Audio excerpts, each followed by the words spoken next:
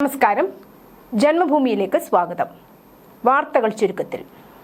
Corporation വിജയത്തിനൊപ്പം സംഭവിക്കാൻ പോകുന്ന ബിജെപിയുടെ നിയമസഭാ വിജയവും തിരുവനന്തപുരത്തിന്റെ വികസനം ത്വരിതപ്പെടുത്തുമെന്ന് ബിജെപി സംസ്ഥാന അധ്യക്ഷൻ രാജീവ് ചന്ദ്രശേഖർ. ഈ തെരഞ്ഞെടുപ്പ് കേരളത്തിനും പ്രത്യേകിച്ച് തിരുവനന്തപുരത്തിനും നിർണായകമാണെന്നും തിരുവനന്തപുരം സിറ്റി ജില്ലയിലെ എല്ലാ ബിജെപി സ്ഥാനാർത്ഥികളും വിജയിച്ച് വികസിത തിരുവനന്തപുരം യാഥാർത്ഥ്യമാക്കുമെന്നും രാജീവ് ചന്ദ്രശേഖർ പറഞ്ഞു. യോഗി ആദിത്യനാഥ് രാജീവ് ചന്ദ്രശേഖറിനെ അനുഗ്രഹിക്കാൻ അഘോരി സന്യാസിമാരെ ഉത്തർപ്രദേശിൽ നിന്നും പറഞ്ഞയച്ചുവെന്ന നുണക്കഥയുമായി മനോരമ. ബിജെപിയുടെ മുന്നേറ്റം കണ്ട് അസൂയാലുക്കളായ മനോരമ ദിനപത്രം ബിജെപിയുടെ സാധ്യതകൾ ഇല്ലാതാക്കാൻ കിണഞ്ഞു ശ്രമിക്കുകയാണ്. ഇതിന്റെ ഭാഗമാണ് ഈ നുണക്കഥയും.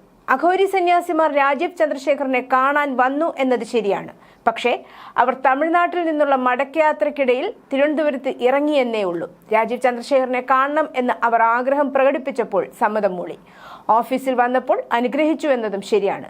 പക്ഷെ മനോരമയുടെ കള്ളം ഒളിച്ചിരിക്കുന്നത് ഈ അഘോരി സന്യാസിമാരെ യോഗി ആദിത്യനാഥ് യുപിയിൽ നിന്ന് രാജീവ് ചന്ദ്രശേഖറിനെ അനുഗ്രഹിക്കാൻ മാത്രമായി അയച്ചതാണ് എന്ന് പറയുമ്പോഴാണ്. എന്നാൽ വാസ്തവം അതല്ല. നേമത്തെ തെരഞ്ഞെടുപ്പിൽ മറ്റു സമുദായങ്ങളെ അകറ്റാനുള്ള മനോരമയുടെ തന്ത്രമായി വേണം ഇതിനെ കാണാൻ. ഈ തെരഞ്ഞെടുപ്പിലുടനീളം ബിജെപിക്കെതിരെ നുണവാർത്തകളും അപകീർത്തികരമായ വാർത്തകളുമായി മുന്നേറുകയാണ് മനോരമ. ശബരിമല യുവതീ പ്രവേശന വിഷയത്തിൽ തിരുവിതാംകൂർ ദേവസ്വം ബോർഡ് സുപ്രീം കോടതിയിൽ നിലപാട് അറിയിച്ചു. ശബരിമലയിലെ പ്രതിഷ്ഠയുടെ സ്വഭാവം മതത്തിന്റെ അവിഭാജ്യ ഘടകമാണെന്നും അനിവാര്യമായ മതാചാരം സംരക്ഷിക്കപ്പെടണമെന്നും ദേവസ്വം ബോർഡ് സുപ്രീം കോടതിയിൽ പ്രസ്താവിച്ചു. ശബരിമലയിൽ ലിംഗവിവേചനമില്ലെന്നും പ്രായപരിധിയിലുള്ള വിലക്ക് മാത്രമേ ഉള്ളൂവെന്നും ദേവസ്വം ബോർഡ് പറയുന്നു. ശബരിമലയിലെ ആചാരങ്ങൾ ഭരണഘടനാ വിരുദ്ധമല്ലെന്നാണ് ഹൈക്കോടതി വിധിയെന്നും ദേവസ്വം ബോർഡ് ചൂണ്ടിക്കാട്ടി. 9-അംഗ ഭരണഘടനാ ബെഞ്ചിന്റെ ചോദ്യങ്ങൾക്ക് മറുപടിയായാണ് ദേവസ്വം ബോർഡ് നിലപാട് അറിയിച്ചത്. നിയമസഭാ തെരഞ്ഞെടുപ്പുമായി ബന്ധപ്പെട്ട് മുഖ്യ തെരഞ്ഞെടുപ്പ് ഓഫീസറുടെ കാര്യാലയത്തിൽ നിന്ന് രാഷ്ട്രീയ പാർട്ടികൾക്ക് അയച്ച കത്തിൽ കേരള ബിജെപിയുടെ സീലുണ്ടെന്ന ആരോപണവുമായി CPM. സംഭവം വിവാദമായതോടെ ക്ലറിക്കൽ പിഴവെന്ന് കമ്മീഷന്റെ വിശദീകരണം. സംഭവത്തിൽ ബന്ധപ്പെട്ട സെക്ഷൻ ഓഫീസറെ സസ്പെൻഡ് ചെയ്തു. മുസ്ലിം ലീഗ് സംസ്ഥാന അധ്യക്ഷൻ പാണക്കാട് സാദിഖലി ശിഹാബ് തങ്ങൾക്കെതിരെ തിങ്കളാഴ്ച വൈകിട്ട് ഫേസ്ബുക്കിലൂടെ അപകീർത്തികരമായ പോസ്റ്റിട്ട സംഭവത്തിൽ ലീഗിന്റെ പരാതി പ്രകാരം മലപ്പുറം സൈബർ പോലീസ് കേസെടുത്തു. അന്വേഷണം തുടങ്ങിയെന്നും പോലീസ് അറിയിച്ചു. വ്യാജമായി ഫേസ്ബുക്ക് വിലാസമുണ്ടാക്കി വിദേശത്തെ ഫോൺ നമ്പർ നൽകി VPN വഴി ലോഗിൻ ചെയ്താണ് തങ്ങളെ വ്യക്തിപരമായി അപമാനിക്കുന്ന ചിത്രങ്ങൾ പോസ്റ്റ് ചെയ്തത്. ഈ പോസ്റ്റ് ഒരു ചാനൽ ഓൺലൈനിൽ പ്രസിദ്ധീകരിച്ചെങ്കിലും പിന്നീട് നീക്കം ചെയ്തു. വൈകാതെ ഈ പോസ്റ്റും പിൻവലിച്ചു. ഈ ഫേസ്ബുക്ക് അക്കൗണ്ട് ഏത് കമ്പ്യൂട്ടറിൽ നിന്നാണ് നിർമ്മിച്ചത് എന്നടക്കമുള്ള വിവരങ്ങളാണ് പോലീസ് ഇപ്പോൾ തേടിയിരിക്കുന്നത്. നിലവിൽ ഈ അക്കൗണ്ട് ഡിലീറ്റ് ചെയ്തിരിക്കുകയാണ്. അതേസമയം പോസ്റ്റിലുണ്ടായിരുന്ന ഫോട്ടോ ഫോറൻസിക് പരിശോധനയ്ക്കും അയച്ചിട്ടുണ്ട്. തൃശൂർ കൊടുങ്ങല്ലൂരിലെ ഫ്ളാറ്റിൽ ഫ്രിഡ്ജിൽ ഗർഭസ്ഥ ശിശുവിന്റെ മൃതദേഹം കണ്ടെത്തി. ചാത്തയടുത്ത് പറമ്പിലുള്ള ഫ്ളാറ്റിൽ താമസിക്കുന്ന യുവദമ്പതികളുടെ മുറിയിലാണ് 3 മാസത്തോളം പ്രായമുള്ള ഗർഭസ്ഥ ശിശുവിന്റെ മൃതദേഹം കണ്ടെത്തിയത്. ഫ്രിഡ്ജിൽ ചെറിയ പെട്ടിക്കുള്ളിൽ സൂക്ഷിച്ച നിലയിലായിരുന്നു മൃതദേഹം. രഹസ്യ വിവരം ലഭിച്ചതിനെ തുടർന്ന് സ്ഥലത്തെത്തിയ പോലീസ് നടത്തിയ പരിശോധനയിലാണ് മൃതദേഹം കണ്ടെത്തിയത്. 3 മാസം ഗർഭിണിയായിരുന്നു യുവതി. വയറുവേദന അനുഭവപ്പെട്ടതിനു പിന്നാലെ മാസം തികയാതെ പ്രസവിച്ചു. നഴ്സിംഗ് പഠിച്ചിട്ടുള്ളതിനാൽ ഭ്രൂണം സ്വയം വേർപെടുത്തിയെന്നും യുവതി പോലീസിന് മൊഴി നൽകി. ഭ്രൂണം കളയാനുള്ള ബുദ്ധിമുട്ട് കാരണമാണ് ഫ്രിഡ്ജിൽ സൂക്ഷിച്ചിരുന്നതെന്നും യുവതി മൊഴി നൽകി. സംഭവത്തിൽ പോലീസ് അസ്വാഭാവിക മരണത്തിന് കേസെടുത്തു. മോഷണത്തിന്റെ ക്ഷീണം കൊണ്ട് ഉറങ്ങിപ്പോയ കള്ളൻ. ചിറയൻകീഴിലാണ് സംഭവം. വീട്ടുടമസ്ഥയായ വൃദ്ധയെ കെട്ടിയിട്ട ശേഷമാണ് കള്ളൻ ഉറങ്ങിയത്. വൃദ്ധ സ്വയം കെട്ടഴിച്ച ശേഷം പോലീസിൽ വിവരം അറിയിക്കുകയായിരുന്നു. പിടിയിലായ അനസ് നിരവധി കേസുകളിൽ പ്രതിയാണ്. ചിറയൻകീഴിന്റെ വീട്ടിൽ അതിക്രമിച്ചു കയറിയ പ്രതി വയോധികയെ കെട്ടിയിട്ട ശേഷം സ്വർണ്ണാഭരണങ്ങൾ ആവശ്യപ്പെട്ടു. വീട്ടിൽ സ്വർണമൊന്നുമില്ലെന്ന വൃദ്ധ പറഞ്ഞതോടെ മദ്യലഹരിയിലായിരുന്ന പ്രതി വയോധികയെ മർദ്ദിച്ചു. അവർ ബഹളം വെച്ചതോടെ വായിൽ തുണി തിരുകി. തുടർന്ന് കിടപ്പുമുറിയിൽ കയറി അലമാരയിൽ പരിശോധന നടത്തി. പക്ഷേ ഒന്നും കിട്ടിയില്ല. നല്ല ഫിറ്റായിരുന്ന പ്രതി കട്ടിലിൽ കിടന്ന് ഉറങ്ങിപ്പോയി. പശ്ചിമേഷ്യയിലെ സംഘർഷം അവസാനിപ്പിച്ചില്ലെങ്കിൽ ഗൾഫിൽ നിന്ന് വോട്ട് ചെയ്യാനെത്തുന്ന പ്രവാസികളുടെ എണ്ണം കുത്തനെ കുറയും. ഇതൊഴിവാക്കാൻ ചാർട്ടേഡ് ചെയ്ത വിമാനങ്ങൾ ഉൾപ്പെടെ ഒരുക്കിയാണ് പ്രവാസി സംഘടനകൾ. ഏത് തിരക്കുകൾക്കിടയിലും വോട്ടിന് നാട്ടിലെത്തുന്ന Lulu group chairman MA Yusuff Ali ഇത്തവണയും വോട്ട് മുടക്കില്ലെന്ന നിലപാടിലാണ്. സംസ്ഥാനത്ത് വ്യാഴാഴ്ച വരെ ഉയർന്ന താപനില മുന്നറിയിപ്പ്. ജാഗ്രതയുടെ ഭാഗമായി 12 ജില്ലകളിൽ കേന്ദ്ര കാലാവസ്ഥാ വകുപ്പ് യെല്ലോ അലർട്ട് പ്രഖ്യാപിച്ചു. ഈ ദിവസങ്ങളിൽ പാലക്കാട്, കൊല്ലം ജില്ലയിൽ ഉയർന്ന താപനില 38 ഡിഗ്രി സെൽഷ്യസ് വരെയും, പത്തനംതിട്ട, ആലപ്പുഴ, കോട്ടയം, തൃശൂർ, എറണാകുളം ജില്ലകളിൽ 37 ഡിഗ്രി വരെയും രേഖപ്പെടുത്താൻ സാധ്യതയുണ്ട്. തിരുവനന്തപുരം, മലപ്പുറം, കോഴിക്കോട്, കണ്ണൂർ, കാസർഗോഡ് ജില്ലകളിൽ ഉയർന്ന താപനില 36 ഡിഗ്രി സെൽഷ്യസ് വരെയും ഉയരാൻ സാധാരണയേക്കാൾ 2 മുതൽ 3 ഡിഗ്രി വരെ കൂടുതൽ സാധ്യതയെന്നും കേന്ദ്ര കാലാവസ്ഥാ വകുപ്പ് അറിയിച്ചു. തെരഞ്ഞെടുപ്പ് പ്രചാരണത്തിനായി പ്രധാനമന്ത്രി നരേന്ദ്രമോദി 29-ന് കേരളത്തിലെത്തും. തൃശൂരിലും പാലക്കാടും പരിപാടികളിൽ പങ്കെടുക്കും. തൃശൂരിൽ പ്രധാനമന്ത്രി റോഡ് ഷോ നടത്തും. പാലക്കാട് നടക്കുന്ന മഹാറാലിയിലും പങ്കെടുക്കും.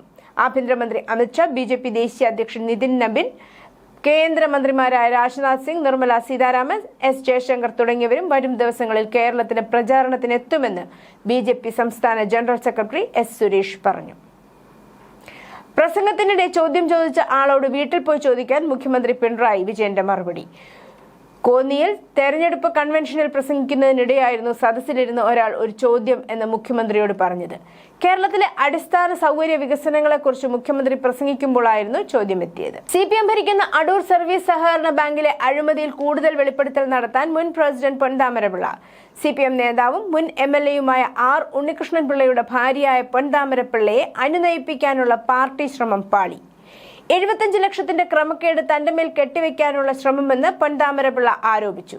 CPM ജില്ലാ നേതൃത്വം പ്രതികരിച്ചിട്ടില്ല. നടപടി ആവശ്യപ്പെട്ട് ഇന്നും ബാങ്കിലേക്ക് യൂത്ത് കോൺഗ്രസ് മാർച്ച് നടത്തും. പൊൻതാമരപിള്ളയുടെ വെളിപ്പെടുത്തൽ തെരഞ്ഞെടുപ്പ് കാലത്ത് CPM-നെ വെട്ടിലാക്കിയിരിക്കുകയാണ്. നിയമസഭാ തെരഞ്ഞെടുപ്പിനുള്ള നാമനിർദ്ദേശക പത്രികകളുടെ സൂക്ഷ്മ പരിശോധന ഇന്ന്. 140 മണ്ഡലങ്ങളിലായി 1252 പേരാണ് പത്രിക നൽകിയത്. വിമതരെയും അപരന്മാരെയും പിന്തിരിപ്പിക്കാൻ തീവ്ര ശ്രമവുമായി പാർട്ടികളും സ്ഥാനാർത്ഥികളും രംഗത്തുണ്ട്. സ്ഥാനാർത്ഥിത്വം പിൻവലിക്കാൻ മാർച്ച് 26 വരെയാണ് സമയം അനുവദിച്ചിരിക്കുന്നത്. പല മണ്ഡലങ്ങളിലും പ്രമുഖ മുന്നണികൾക്ക് വിമത സ്ഥാനാർത്ഥികൾ രംഗത്തുണ്ട്. ഇവരെ 26-നകം അനുനയിപ്പിക്കാനുള്ള ശ്രമത്തിലാണ് നേതാക്കൾ. ഇതിനുശേഷമാകും കേരളത്തിലെ യഥാർത്ഥ മത്സരചിത്രം തെളിയുക. പാകിസ്ഥാനും ശ്രീലങ്കയും നേപ്പാളും പെട്രോളിനും ഡീസലിനും കുത്തനെ വില കൂട്ടിയപ്പോഴും കുലുങ്ങാതെ നിൽക്കുകയാണ് ഇന്ത്യൻ പ്രധാനമന്ത്രി മോദി. ഇറാനുമായുള്ള യുദ്ധം ആരംഭിക്കുമ്പോൾ 25 ദിവസത്തെ പെട്രോൾ ഡീസൽ ശേഖരമാണ് ഇന്ത്യക്ക് ഉണ്ടായിരുന്നത്. യുദ്ധം ആരംഭിച്ച് 24 ദിവസം പിന്നിടുമ്പോഴും മോദി കുലുങ്ങുന്നില്ല. ഇന്ത്യയിൽ പഴയ വിലയ്ക്ക് പെട്രോളും ഡീസലും സുലഭമാണ്. ഇറാൻ യുദ്ധം എന്നൊന്ന് ഇന്ത്യയെ ബാധിക്കാത്ത വിധം സാധാരണക്കാർ പെട്രോൾ ബങ്കുകളിൽ നിന്ന് അവരുടെ വാഹനങ്ങളുമായി പോകുന്നു. ഇന്ത്യയിലെ ജനങ്ങളുടെ ഊർജ്ജ സുരക്ഷിതത്വം ഉറപ്പാക്കിയിട്ടുണ്ടെന്ന് വ്യക്തമാക്കി പ്രധാനമന്ത്രി നരേന്ദ്രമോദി. 53 ലക്ഷം മെട്രിക് ടൺ പെട്രോളിയം ശേഖരവും 41 രാജ്യങ്ങളിൽ നിന്നുള്ള വൈവിധ്യമാർന്ന എണ്ണ ഗ്യാസ് ഇറക്കുമതി ശൃംഖലയും ഇതിനു പിന്നിലുണ്ടെന്നും പ്രധാനമന്ത്രി മോദി പറഞ്ഞു. ഊർജ്ജ ഇറക്കുമതിയുടെ ഉറവിടങ്ങൾ വൈവിധ്യവൽക്കരിക്കുന്നതിലൂടെ കഴിഞ്ഞ 10 വർഷത്തിനിടെ ഇന്ത്യ ദൗർലഭ്യം കുറയ്ക്കാൻ നടപടികൾ സ്വീകരിച്ചിട്ടുണ്ടെന്നും പ്രധാനമന്ത്രി പറഞ്ഞു. ദുരന്തർ ദ റിവെഞ്ച് ആദ്യ വാരാന്ത്യത്തിന് ശേഷം ആഴ്ച ദിനങ്ങളിലേക്ക് കടക്കുമ്പോഴും വിജയക്കുതിപ്പ് തുടരുന്നു. ആഭ്യന്തരമായും ആഗോളതലത്തിലും ശക്തമായ പിടി നിലനിർത്തി. ഹിന്ദി പതിപ്പിൽ പുഷ്പ 2 ദ റൂൾ 425.10 കോടി രൂപ മറികടന്നാണ് അതിന്റെ പ്രധാന നേട്ടങ്ങളിലൊന്ന്. അന്തിമ കണക്കുകൾ ഇനിയും പുറത്തു വരാനിരിക്കുന്നുണ്ടെങ്കിലും ആദിത്യധർ സംവിധാനം ചെയ്ത ചിത്രം തിങ്കളാഴ്ച 65 കോടി രൂപയുടെ വരുമാനം നേടിയതായി റിപ്പോർട്ട്. ചിത്രത്തിന്റെ 5 ദിവസത്തെ ഇന്ത്യയിലെ വരുമാനം ഇപ്പോൾ 519.12 കോടി രൂപയായി. അതേസമയം ലോകമെമ്പാടുമായി ഇതിനകം 800 കോടി രൂപ കടന്നിരിക്കുന്നു. ഒരു ഹിന്ദി ചിത്രത്തിന് ലഭിക്കുന്ന ഏറ്റവും വലിയ സംഖ്യയാണിത്. ഇറാൻ-US യുദ്ധവും തുടർന്നുണ്ടായ പേർഷ്യൻ ഗൾഫിലെ കപ്പൽ പ്രതിസന്ധിയും കാരണം നാവികസേനാ മേധാവി ദിനേശ് ത്രിപാഠി ഓസ്ട്രേലിയയിലേക്കും ന്യൂസിലൻഡിലേക്കുമുള്ള ഔദ്യോഗിക യാത്ര റദ്ദാക്കി. അതിനിടെ UAE-യിൽ നിന്ന് 2 LPG കാരിയറുകളും സൗദി അറേബ്യയിൽ നിന്ന് ഒരു ക്രൂഡ് ഓയിൽ കാരിയറും ഇന്ത്യൻ തുറമുഖങ്ങളിലേക്ക് യാത്ര തിരിച്ചു. 2 LPG കപ്പലുകൾക്ക് അതീവ സെൻസിറ്റീവ് കടലെടുക്ക് കടക്കാൻ ഇറാൻ അനുമതി നൽകിയതിനെ തുടർന്ന് ഇന്ത്യൻ പതാക വഹിച്ച MV ജഗ്വസന്തും തുടർന്ന് 5 നോട്ടിക്കൽ മൈൽ അകലെ സഞ്ചരിച്ച MV പൈൻ ഗ്യാസും തിങ്കളാഴ്ച രാവിലെ 6 മണിക്ക് UAE തുറമുഖങ്ങളിൽ നിന്ന് ഇന്ത്യയിലേക്ക് പുറപ്പെട്ടു. ഗംഗയിലെ ഒരു ബോട്ടിൽ ഒരു സംഘം സസ്യേതര ആഹാരം കഴിക്കുന്നതായി കാണിക്കുന്ന വൈറൽ വീഡിയോയുമായി ബന്ധപ്പെട്ട കേസിൽ 14 പ്രതികളുടെ ജാമ്യാപേക്ഷ തിങ്കളാഴ്ച വാരണാസി കോടതി തള്ളി. പ്രതികൾക്കെതിരെ ചുമത്തിയിരിക്കുന്ന കുറ്റകൃത്യങ്ങൾ ഗുരുതര സ്വഭാവമുള്ളതും ജാമ്യം ലഭിക്കാത്തതുമാണെന്നും അതിനാൽ ഈ ഘട്ടത്തിൽ അവർക്ക് ജാമ്യം ലഭിക്കാൻ അർഹതയില്ലെന്നും additional chief judicial magistrate Amit Kumar Yadav നിരീക്ഷിച്ചു. അടുത്ത 5 ദിവസത്തേക്ക് ഇറാന്റെ ഊർജ്ജ കേന്ദ്രങ്ങൾ ആക്രമിക്കില്ലെന്ന അമേരിക്കൻ പ്രസിഡന്റ് ഡൊണാൾഡ് ട്രംപിന്റെ പ്രസ്താവന പുറത്തുവന്നതോടെ എണ്ണവിലയിൽ 10% ഇടിവ്. അമേരിക്കൻ അസംസ്കൃത എണ്ണയുടെ വില ബാരലിന് $89 താഴ്ന്നു. അതേസമയം അന്താരാഷ്ട്ര എണ്ണവിലയാകട്ടെ ബാരലിന് $100 മാറി. US-ലെ ടെക്സാസിലെ ഒരു എണ്ണ ശുദ്ധീകരണശാലയിൽ ഒരു സ്ഫോടനത്തെ തുടർന്ന് തീപിടുത്തമുണ്ടായതായി റിപ്പോർട്ട്. സമീപത്തെ താമസക്കാർക്ക് ഷെൽട്ടർ ഇൻ പ്ലേസ് ഓർഡർ നൽകി ഉദ്യോഗസ്ഥർ. കട്ടിയുള്ള കറുത്ത പുക ആകാശത്തേക്ക് ഉയരുന്നത് കാണപ്പെട്ടു. അതേസമയം ഓൺലൈനിൽ പ്രചരിക്കുന്ന വീഡിയോകളിൽ ഉച്ചത്തിലുള്ള സ്ഫോടനത്തിന്റെ ശബ്ദം കേൾക്കാം. സംഭവത്തെക്കുറിച്ച് ഇപ്പോഴും അന്വേഷണം പുരോഗമിക്കുകയാണ്. മാർച്ച് 23 വൈകുന്നേരം ഏകദേശം 7:22 സ്ഫോടനം റിപ്പോർട്ട് ചെയ്തത്. ഇൻഡസ്ട്രിയൽ ഹീറ്റർ മൂലമാണ് സ്ഫോടനമുണ്ടായതെന്ന് ഷെരീഫ് സീന സ്റ്റീഫൻസ് പറഞ്ഞതായി പ്രാദേശിക വാർത്താ ഏജൻസികൾ റിപ്പോർട്ട് ചെയ്യുന്നു. യുദ്ധം 4ാം ആഴ്ചയിലേക്ക് കടക്കുമ്പോൾ സംഘർഷം ആരംഭിച്ചതിനു ശേഷം അമേരിക്കയുമായി ഒരു ചർച്ചയും നടന്നിട്ടില്ലെന്ന് ഇറാൻ പറഞ്ഞു. വാഷിംഗ്ടണും ടെഹ്റാനും മധ്യേഷ്യയിലെ നമ്മുടെ ശത്രുതയ്ക്ക് പൂർണ്ണവും സമ്പൂർണവുമായ പരിഹാരം സംബന്ധിച്ച് വളരെ നല്ലതും ഫലപ്രദവുമായ സംഭാഷണങ്ങൾ നടത്തിയെന്ന US പ്രസിഡന്റ് ഡൊണാൾഡ് ട്രംപിന്റെ അവകാശവാദത്തെ തുടർന്നാണ് ഈ പ്രസ്താവന. ലാഗ്വാർഡിയ വിമാനത്താവള റൺവേയിൽ air passenger Canada express passenger വിമാനം ഒരു ഫയർ ട്രക്കുമായി കൂട്ടിയിടിച്ച് ഒരു പൈലറ്റും സഹപൈലറ്റും മരിച്ചു. 2 അഗ്നിശമന സേനാംഗങ്ങൾ ഉൾപ്പെടെ കുറഞ്ഞത് 13 പേർക്ക് പരിക്കേറ്റു. വിമാനത്താവളത്തിലെ CCTV ദൃശ്യങ്ങളിൽ കൂട്ടിയിടിയുടെ നിമിഷം പതിഞ്ഞിട്ടുണ്ട്. വീഡിയോയിൽ ഫയർ ട്രക്കും വിമാനവും അടുത്തടുത്തുള്ള റൺവേകളിലൂടെ നീങ്ങുന്നതും പിന്നീട് ഒരു ഇന്റർസെക്ഷനിൽ വെച്ച് കൂട്ടിയിടിക്കുന്നതും കാണാം. അപകടത്തിന്റെ ശക്തിയിൽ ട്രക്ക് മറിയുകയും വിമാനം റൺവേയിലൂടെ തെന്നിമാറുകയും ചെയ്തു. അതിൽ നിന്ന് പുറത്തേക്ക് പുക വരികയും ചെയ്യുന്നതും കാണാം.